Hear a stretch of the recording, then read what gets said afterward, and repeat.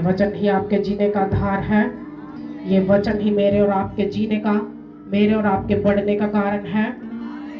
जब ये आज वचन बोया जाए तो आपकी जिंदगी में फल आए और सूखे और रूखे फल आपकी जिंदगी से आज छोड़कर चले जाए। नए फलों के आने का समय हो प्रभु यीशु के नाम में। हालेलुया।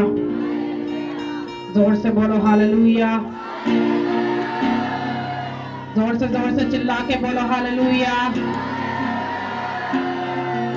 कितने लोग अपनी बाइबल के साथ आए हैं?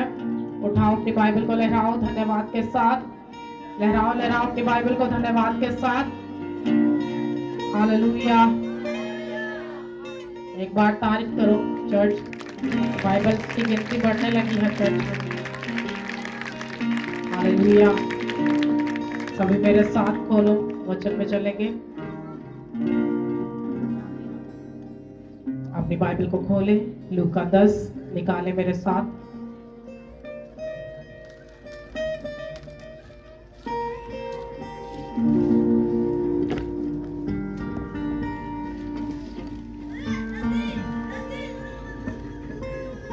लूका 10 और मैं इसकी 25 आयत से पढ़ूंगी।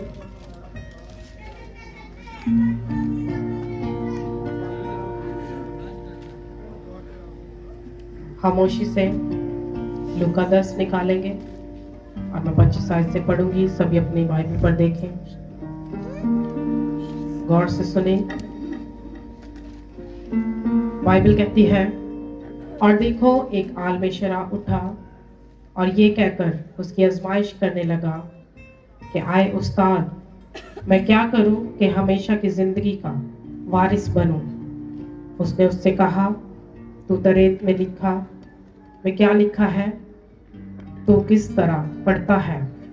उसने जवाब में कहा कि खुदावंद अपने खुदा से अपने सारे दिल और अपनी सारी जान और अपनी सारी ताकत और अपनी सारी अक्ल से मोहब्बत रख और अपने पड़ोसी से अपने बराबर मोहब्बत रख। उसने उससे कहा, तूने ठीक जवाब दिया, यही कर तो तू जिएगा। मगर उसने अपने ताई रास्तबाज ठहराने की गर्ज से यीशु से पूछा, फिर मेरा पड़ोसी कौन है? यीशु ने जवाब में कहा कि एक आदमी यरूशलेम से यरीहो की तरफ जा रहा था कि डाकुओं में घिर गया। उन्होंने उसके कपड़े उतार लिए और मारा भी और धुआं छोड़कर चले गए। इत्फाकन एक काहिन उसी राह से जा रहा था और उसे देखकर कतरा कर चला गया। इसी तरह एक लावी उस जगह आया, वो भी उसे देखकर कतरा कर चला गया। लेकिन एक सामरी सफर करते करते वहां आ निकला और उसे देखकर उसने तरस खाया और उसके पास आकर उसके जख्मों को तेल और मैं लगाकर बांधा और अपने जानवर पर सवार करके सराय में ले गया और उसकी खबरगिरी की। दूसरे दिन 2 दिनार निकाल कर बटियारे को दिए और कहा, इसकी खबरगिरी करना और जो कुछ इससे ज्यादा खर्च होगा मैं फिर आकर तुझे अदा कर दूंगा। इन तीनों में से उस शख्स का जो डाकुओं में घिर गया था तेरी दानिस्त में कौन पड़ोसी ठहरा? उसने कहा, वो जिसने उस पर रहम किया। यीशु ने उससे कहा, जा तू भी ऐसा ही कर। सब बोले आमीन। हालेलुया। आज का ये वचन जो आपके बीच में पढ़ा गया, ये आपकी बढ़ोतरी का कारण ठहरे। हालेलुया। जब भी लोग, पढ़े लिखे लोग और कोई स्टैंडर्ड के लोग खुदावंद यीशु मसीह के पास आते थे तो वो खुदावंद को चेक करने आते थे। जो अपनी निगाह में दानिशमंद बनते थे, वो लोग जब प्रभु यीशु मसीह के पास आते तो किसी चंगाई के लिए नहीं, बल्कि बातों बातों में उसको नीचा गिराने के लिए आते थे।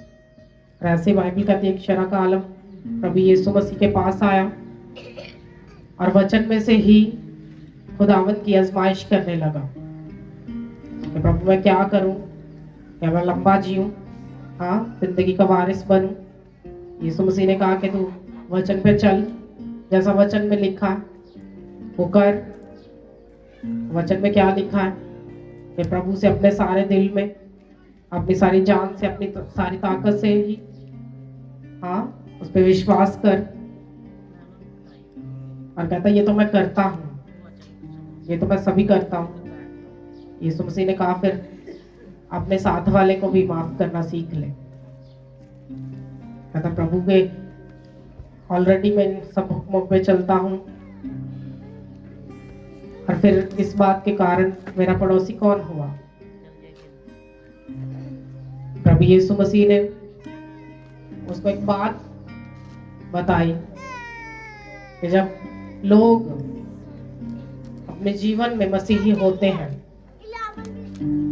उनकी जिंदगी में इख्तियार तो होते हैं, लेकिन वो इख्तियार उनके कामों से नहीं दिखते।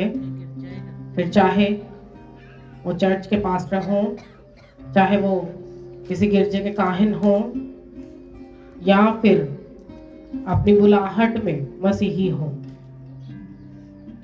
वैसे ही वो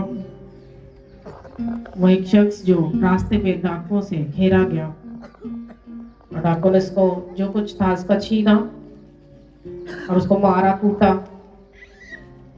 और ऐसा कि मरने के लायक छोड़कर चले गए। लेकिन बाइबल कहती कि वहां से एक वो विश्वासी गुजरा जो खुद एक चर्च को चलाता था। जब उसने उसको देखा तो दूर से ही कतराया, पास भी ना आया। उसको लगता था कि मेरे पास टाइम कम है, या फिर बस मैं अपने दायरे में, अपने घेरे में ही रहता हूँ। और खुदा ने नहीं बोला कि जाकर उन लोगों की मदद कर कि जो पाप में फंसे हैं, उनको बचा, और या फिर जिनके पास गवाही नहीं पहुंची उनको जाकर दे। उसको लगता था जो मेरी ड्यूटी है, जो पैसे लेकर मैं करता हूँ ना, वही करनी है मुझे, वो ही काफी है।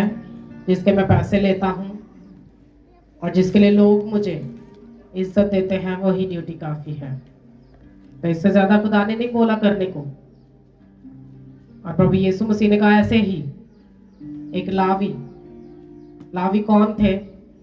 जिनके ऊपर खुदा के घर की सेवा लिखी गई, जिनको करना जो था खुदावन की तरफ से था, कि वो खुदा के घर में मखसूस हो, उसके घर में सेवा करें, अपनी जिंदगी टोटल ही खुदा उनके सेवा के कामों में बिताएं।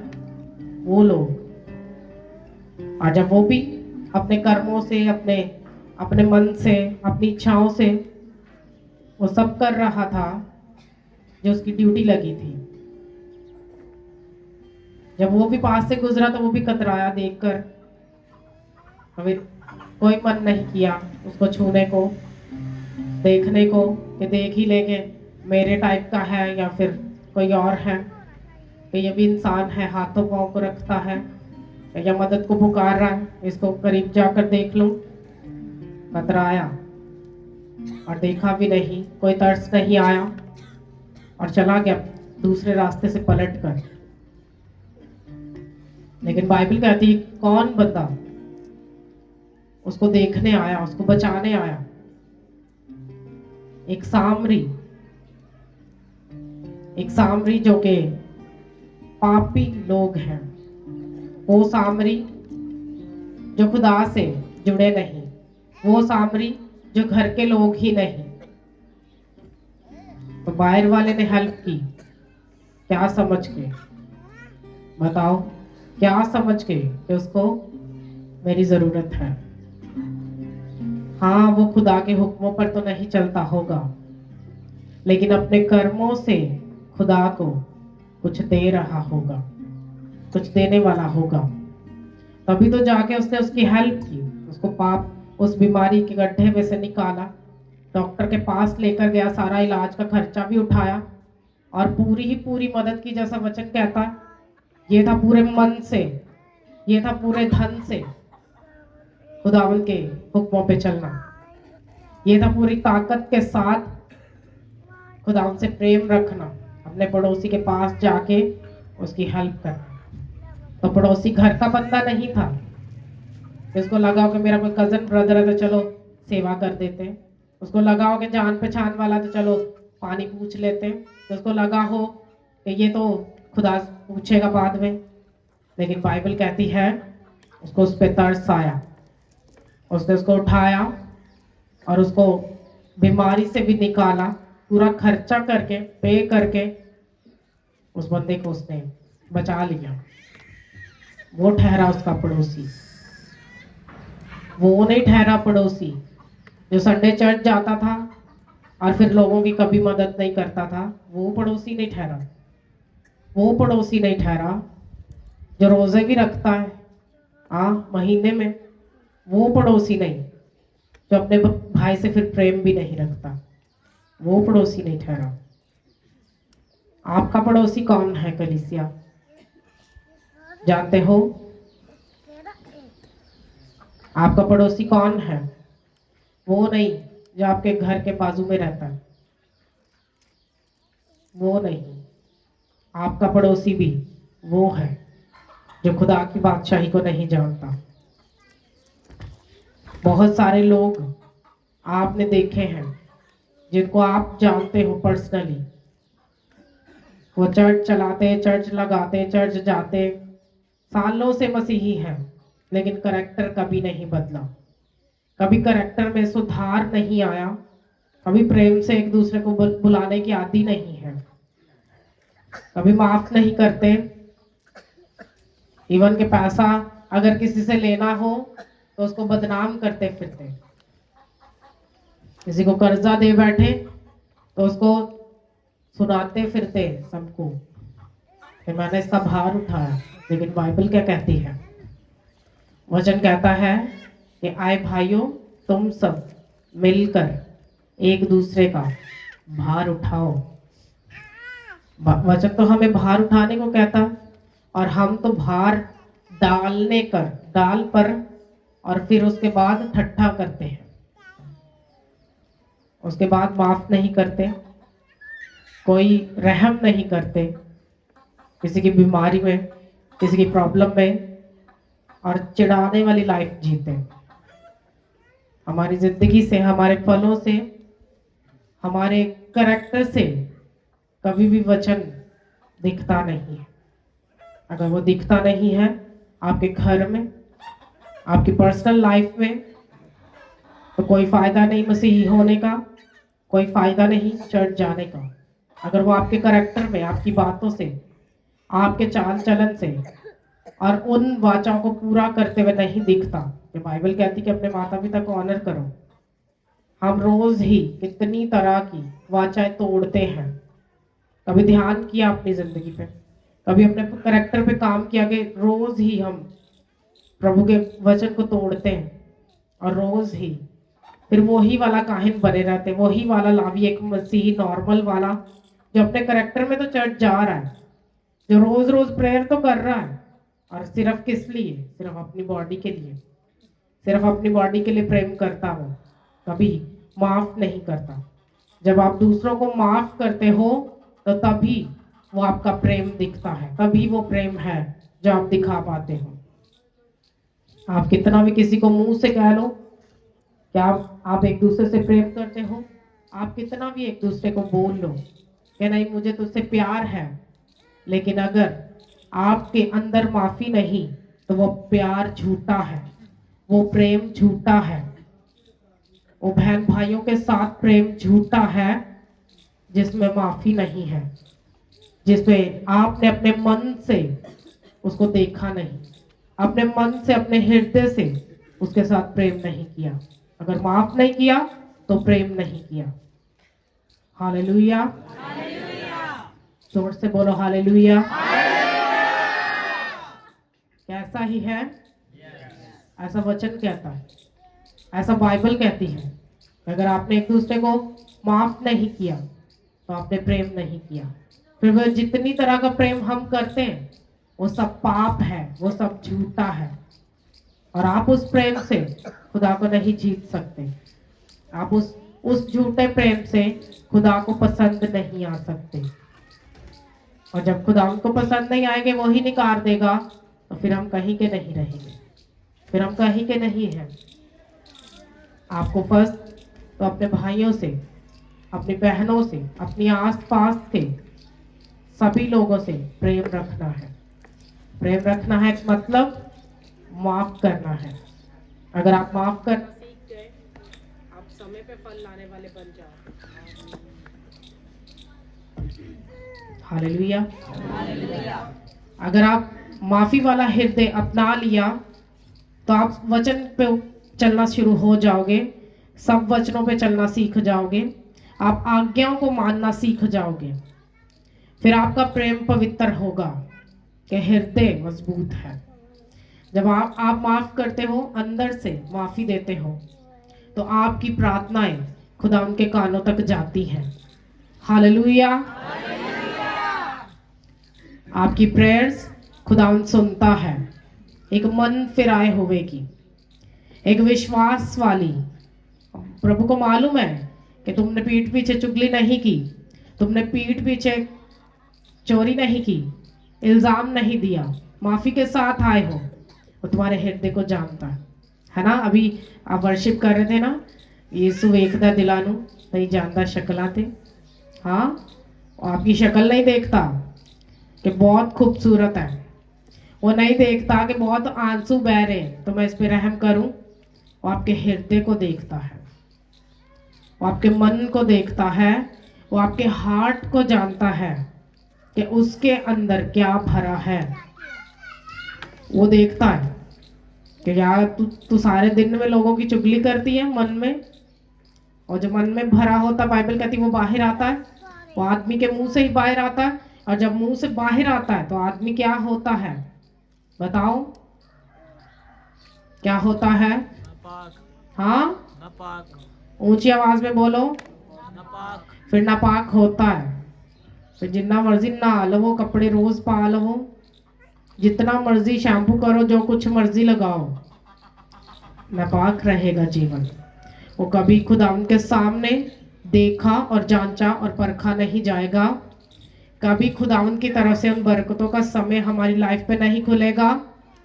और फिर जब खुदावन नकार देता हमें अपना बेटा और अपनी बेटी होने से, एक रास्तबाज होने से, एक विश्वासी, एक ईमानदार होने से, जब प्रभु इनकार करता है, फिर सभी रास्ते बंद रहते हैं आशीषों के, फिर सभी ब्लेसिंग्स के रास्ते बंद रहते हैं। मानो आपके कोई विरोध में है, रोज ही बोलता, कोई बातें करता, आपकी खिलाफत करता, अगर आप उसको सुन सुन के अपने मन को कठोर कर लेते हो, अपने हृदय से जेलसी करते हो, दुख करते हो उस बात का, और कभी प्रभु का थैंक्स नहीं करते, कभी माफ नहीं करते, उन चीजों को अपने मन में बना के रखते हो, वो आपकी बरकतों को घात करने का कारण है। हो सकता वो टेस्टमनी इसी हफ्ते में आनी हो, जो डिले में है, जो सालों तक डिले में है, उसका रिजल्ट कभी लाइफ पे नहीं आया, और लोगों की प्रार्थनाओं के रिजल्ट उनकी लाइफ पे नहीं आते, उनकी प्रेयर्स के आंसर नहीं आते, क्योंकि वो करैक्टर पे कभी काम नहीं करते, वो अपने हृदय पे, अपने करैक्टर पे कभी काम नहीं करते, कभी अपना हृदय माफी वाला लेके नहीं चलते।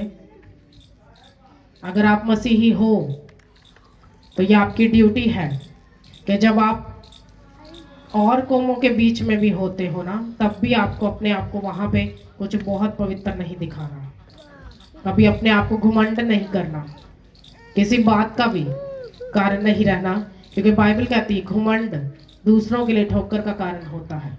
आप मसीही हो, आप चर्च जाते हो, आप प्रेयर करते हो अपने लिए, दूसरों के लिए नहीं। क्या आप उनको नीचा देखो, क्या आप उनको तुच्छा देखो, या आप उनको घटिया देखो? आपको अपने करैक्टर से और लोगों को अपने से भी बेहतर देखने वाला होना है।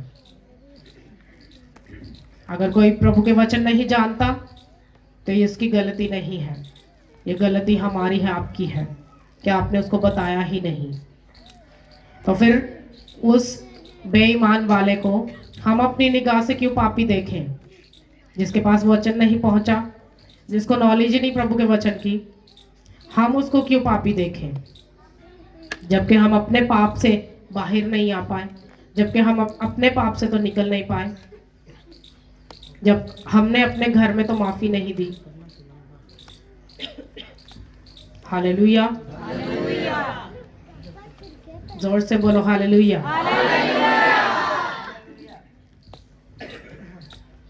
फिर वो आपका पड़ोसी है। वो है असल में आपका पड़ोसी जो वचन नहीं जानता। वो जो जानता है ना, वो तो कर रहा, टेढ़े तिरछे रास्तों पे चल रहा है, तो गिरा पड़ा पाप में। वो तो ऑलरेडी दुखी है, ऑलरेडी वचन सुन के वचन पे नहीं चलता। वो है, वो फल लाने वाला नहीं। फल कौन लेकर आता है?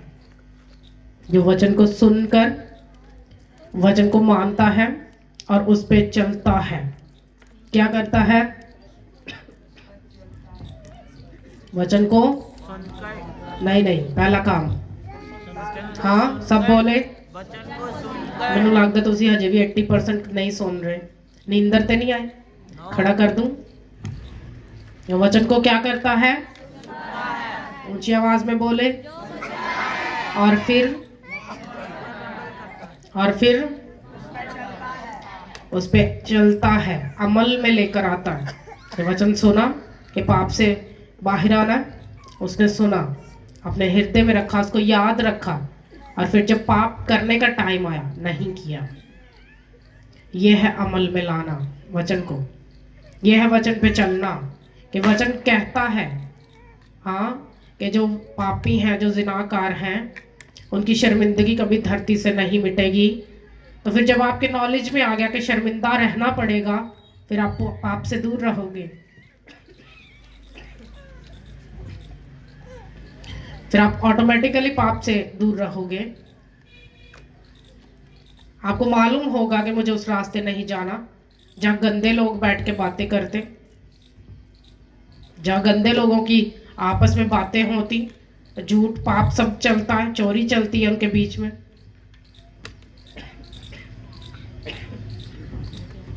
हालेलुया।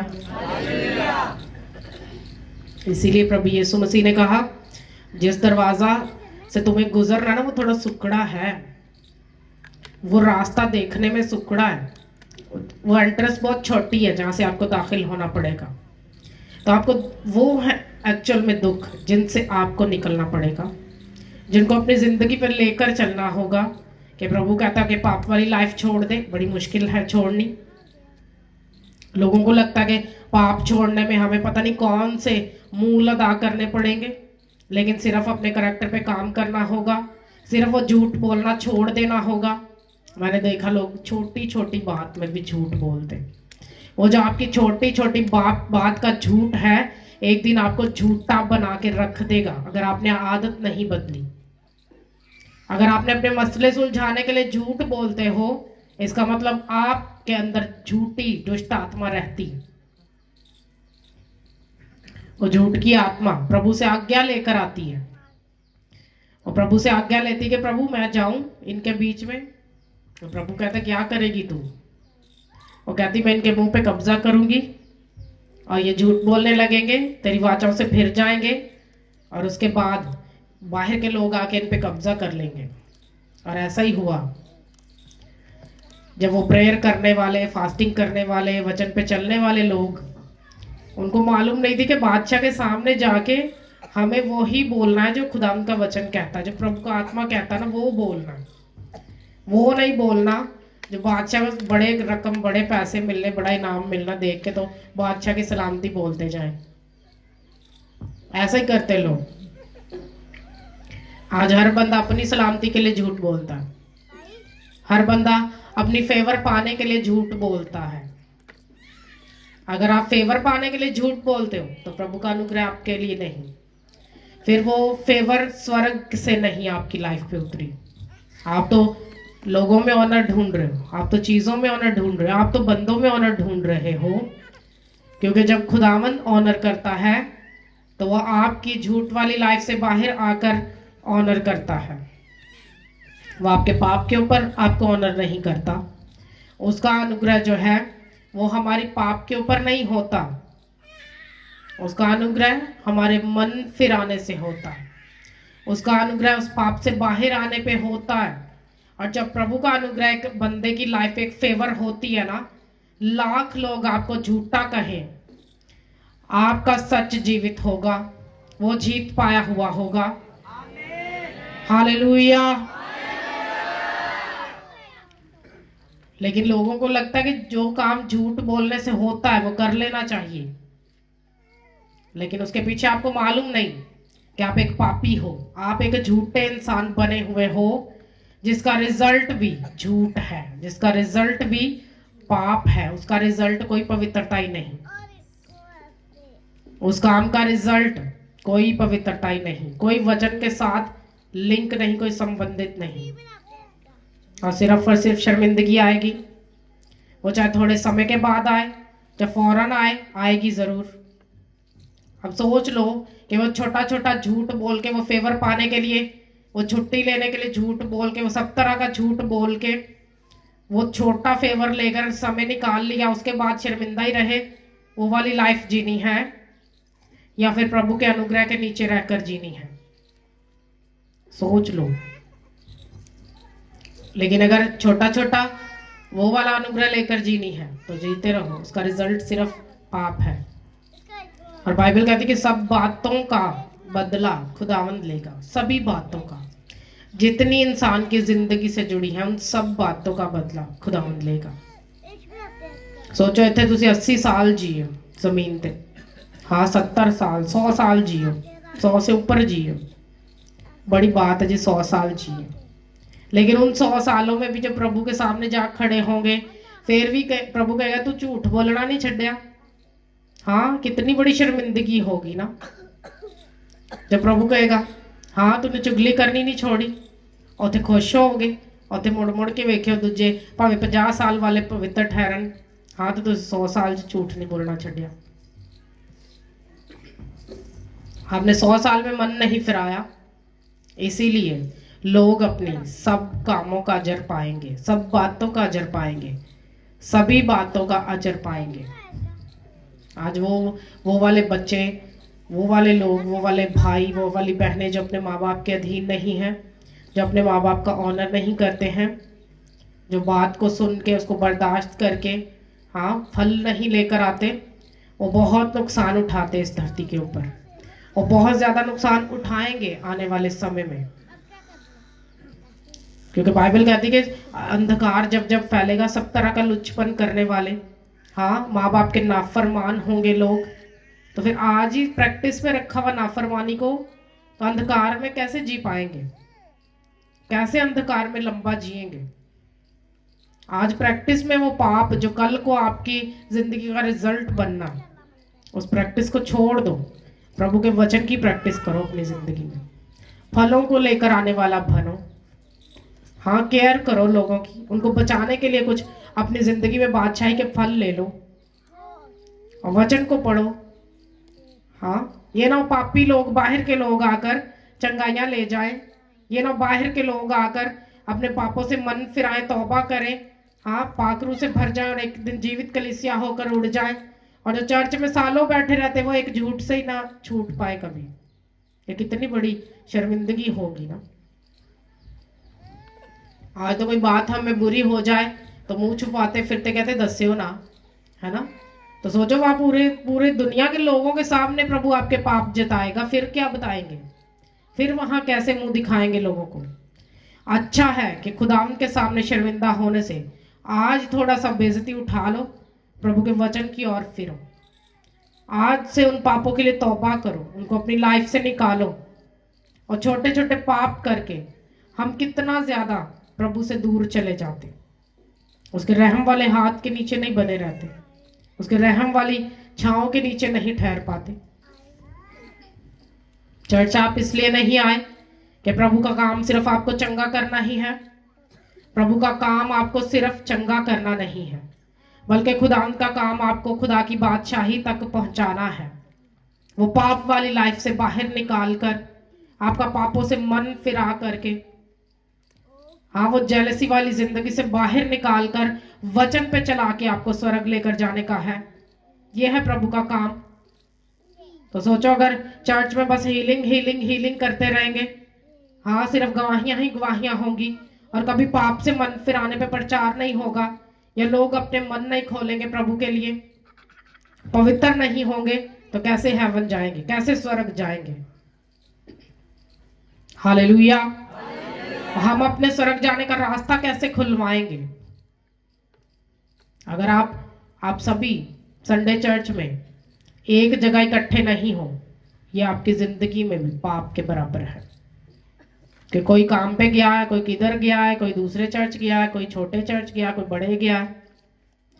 आप खुदा को धोखा दे रहे हो अपनी लाइफ से। ये पूरा का पूरा वैर है प्रभु की बादशाही के साथ जो हम करते हैं। अपनी नजरों से, अपनी निगाह से बड़ा छोटा देखना छोड़ दो। वचन पे मन फिराओ, मन प्रभु की ओर लगाओ। क्या उन गवाहियों को भूल गए जो प्रभु ने बड़ी बड़ी चंगाइयां दी? अगर आप भूल गए तो एक दिन फिर से शैतान उससे भी बड़ा अटैक आपकी लाइफ पे करेगा। और फिर कभी कभी तो सडन अटैक होते हैं, फिर लोगों की डेथ हो जाती, तब क्या करेंगे? फिर क्या प्रभु को फिर गुस्सा दिलाएंगे कि प्रभु तू कीता है ना? बहुत सारे लोग कहते, लोग नशे करते करते मर जाते, कहते यीशु की मर्जी, ये खुदा की मर्जी। वो सारा इल्जाम खुदावंत को दे देते हैं। पाप करते करते मर जाए तब भी सारा इल्जाम खुदावंत को देते हैं। होश में आओ, अपना मन फिराओ, अपने करैक्टर पे काम करो। आपके पास समय कम है, आपके पास बहुत शॉर्ट टाइम है पापों से बाहर आने का, अपनी लाइफ खुदावंत को देने का, अपने हृदय को, मन को फिराने का आपके पास कम समय है। मालूम है कब से प्रचार हो रहा है मन फिराने का? कोई बताएगा कब से प्रचार हो रहा? बताओ।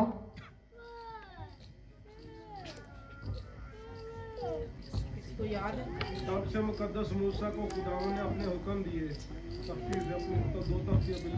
कब से धरती पे प्रचार हो रहा है? तब प्रभु यीशु मसीह पैदा नहीं हुए थे। हाँ, और बाइबल कहती कि अभी यीशु मसीह का टाइम नहीं आया था कि यूहन्ना ने प्रचार करना शुरू किया, मन फिराओ, ये कहना शुरू किया, हाँ, कि अपने पाप से मन फिराओ, खुदा का राज निकट है। और तब से लेके आज तक कितना प्रचार हो चुका, हर जाति में हुआ, हर कौम में हुआ, हर लेवल के लोगों ने किया, लेकिन अभी तक पाप से मन नहीं फिराया। अभी तक वही ढीठपन वाली आत्माएं, अभी तक वही ढीठ काम करते, हम सब तरह के पाप करते, सब तरह की लज्जतें लेते, और जब प्रेयर का समय होता, वर्शिप का सारा टाइम गवा के आते,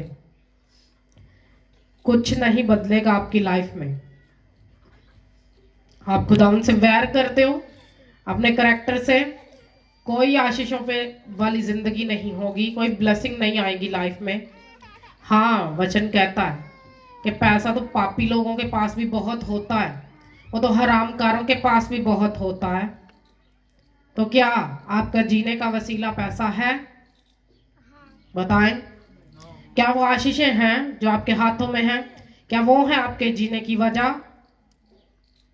आपके जीने की वजह सिर्फ और सिर्फ प्रभु का वचन है, जो उसने हमें लिखकर अपनी लाइफ पे चलने को बोला कि इसी पे चलना। तुझे दिन रात इसका ध्यान रहे, अपना पाप से मुंह मोड़कर, मन फिराकर, वचन सुनना, वचन बोलना, वचन खाना, वचन से उठना, हाँ, जिधर बैठना वचन की बातें ही करना, अपनी लाइफ के हर काम में प्रभु को याद करना। तो करते प्रभु को याद, हाँ, ਉੱਥੇ ਨਕਾ ਦੇ ਟਾਈਮ ਤੇ ਸੈਨ प्रभु ਦੀ हजूरी ਚ, हाँ, ਤੇ ਪਿੱਛੋਂ शराब, है ना,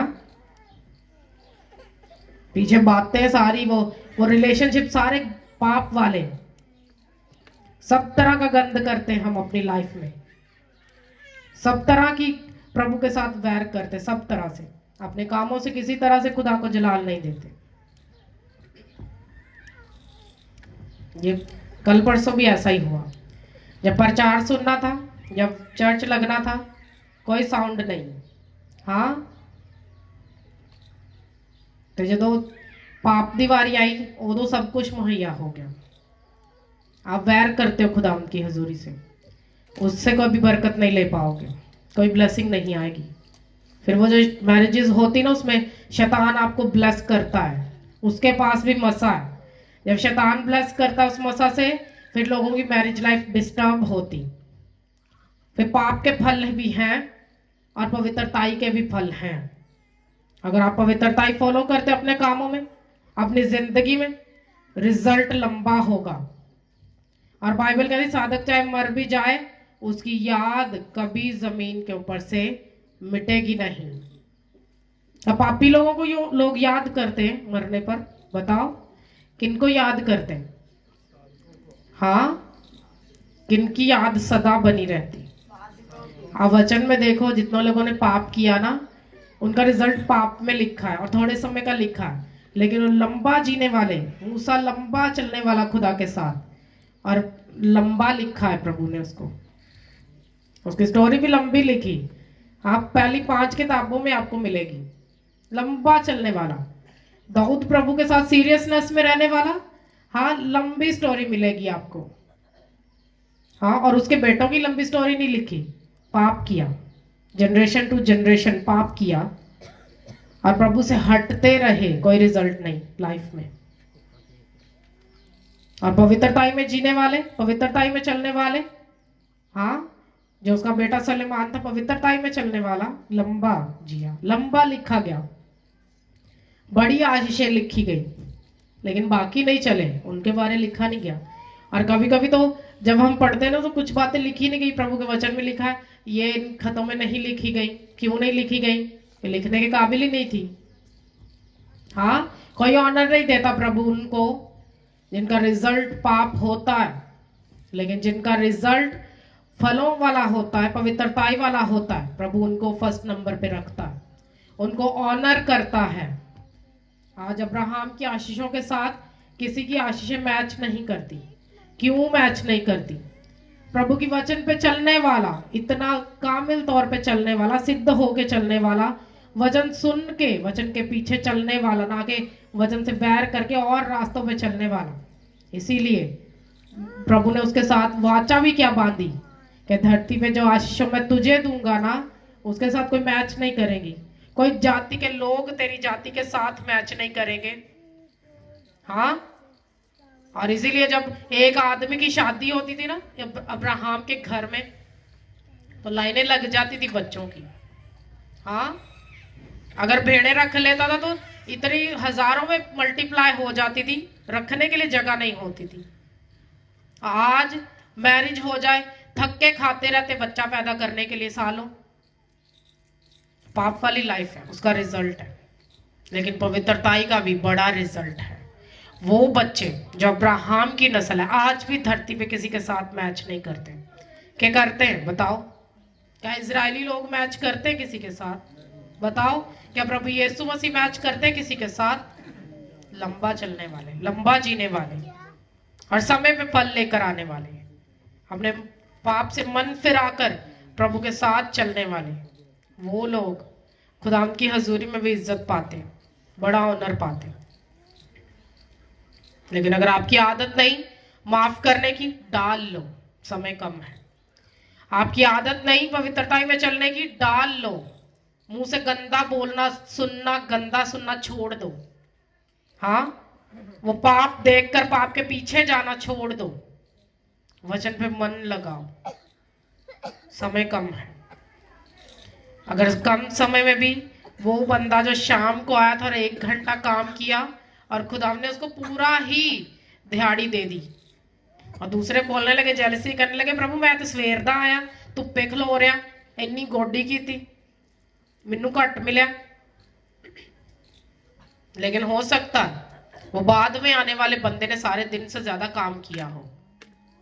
हाँ, इसीलिए आप अपने कम समय में भी जब मन फिरा के प्रभु के करीब हो जाते हो, रिजल्ट लेकर आते हो, आपके फल उन पिछलों से ज्यादा होंगे।